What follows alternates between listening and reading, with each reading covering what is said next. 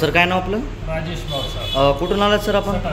तिथून नाशिकमध्ये आलात प्रॉपर. काय त्रास होता सर आपल्याला? 7-8 वर्षापासून मान दुखते सर. 7-8 वर्षापासून? तर डॉक्टरना वगैरे ना दाखवलं बाहेर कुठं?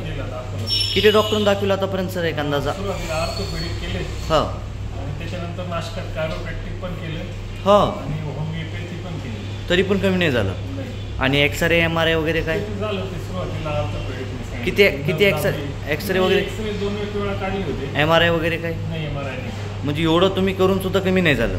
ते तात्पुरतं औषधं असले की कमी होतं. म्हणजे औषधं बंद झाले की परत चालू होतं.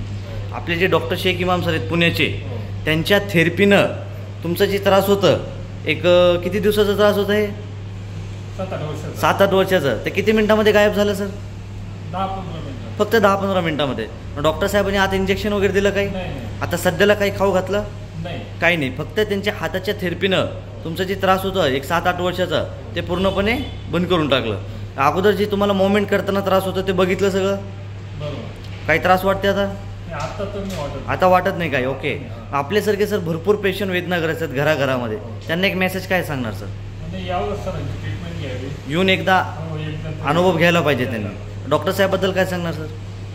नाही, आता तर रिलीफ वाटतोय मला. Okay sir.